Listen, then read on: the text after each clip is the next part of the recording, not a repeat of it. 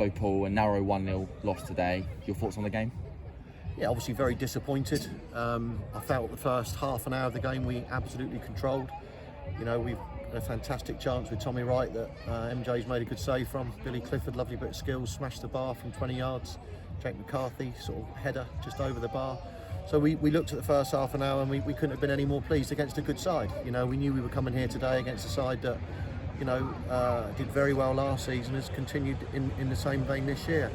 In fact, we got a little bit sloppy, 35th minute onwards, and that gave them a little bit back in the game, but not a lot. You know, I don't remember Ross Warner having one save to make. He didn't have a save to make in the first half. Great cross in, I think, from Tom Bednar. I think brilliant cross, and obviously, you know, Joe's gone and put another one in the net. So, you know, that was disappointing to go in half time. You know, we defended the Stoke really well. And it changes the game because, you know, when you're chasing a game, you then tend to leave a few gaps, and, you know, you have to keep pushing and pushing. And I think that created 3 or 4 opportunities for them second half to break on us, which they do well. But, you know, again, you look at the chance that Scott Render had in the last minute of the game, free header from a corner. You're just waiting for that to hit the net. So I felt we deserved a draw. In the first half an hour, I thought we were going to go on and win the game. But as the game progressed, I thought St Albans progressively got more and more into it. Yeah, I mean, the main feeling is obviously to lose to such a goal, you know, you've got to feel a bit disappointed. At half time, was it a case of just putting your arm around Joe Newton and making sure he can focus on the next 45?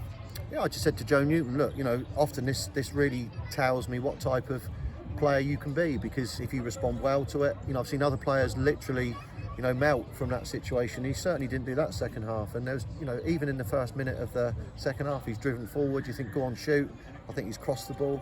There's 2 or 3 times where Joe, I think, can strike the ball on goal, which will keep working with him. But I think you've got, you know, I think everyone will see Joe Newton had a great second half, which is quite important actually for him, you know, because it showed what a good character he is. And you mentioned the chance creation. On another day, you probably win 3-4-1. Well, we do in the context of, you know, before we went 1-0 down, because I think once you go 1-0 down, St Albans have got something to hold on to. But more importantly, they're very, very good counter-attacking side. So it allowed them to sit in a bit more. You know, there was a lot of time wasting going on, a lot of players going down injured. Again, Oxford City did it to us, got no issues with it. It's how you win a football match. And then what they were able to do, as I said, in that last 10-15 minutes when we really committed forward, it left gaps for us. And they, you know, we were indebted to Ross Warner for making 2, if not 3, you know, very good saves. So, you know, at the end of the day, we're pointless. That's the big disappointment. Not overly disappointed with the performance. I thought effort, you're going to see from the stats, would have been right up there with any other game. But, you know, you come away to St Albans and you've had a narrow 1-0 defeat. It hurts.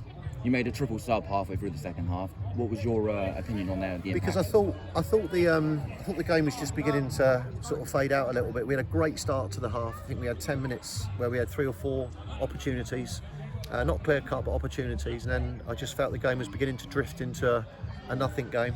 And, you know, we felt that with Whalley and Wright, with Whalley and Scotty Rendell, it would give us a presence up front. And you know, to a certain extent, again, that worked for 10-15 minutes. But, you know, they sat in very well. A lot of credit to St Albans. They've had a tough game here on Tuesday night against Concord. You know, that wouldn't have been easy on the legs. And, you know, I think that there's always 2 teams playing this game of football. And, you know, they've defended and then attacked at times very, very well. And they're a good side. And they're going to be there or thereabouts, you know, with another 6 or 7 of us that are hoping to be there or thereabouts. And now we focus on the FA Cup next weekend at home to Billericay. Yeah, big game for the club.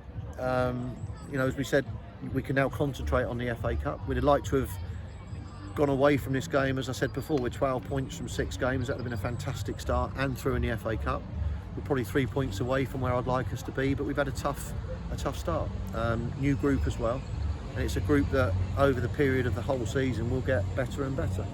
But yeah, FA Cup next week gives us a chance to, you know, progress against a Billericay side that I certainly did well last week. I'm not sure how they got on today, but you know, they're going to have as much will to win as we are. So can you get into that 4th qualifying round and then see if you can progress from there? Perfect, Paul. Thanks very much. Cheers, Ryan.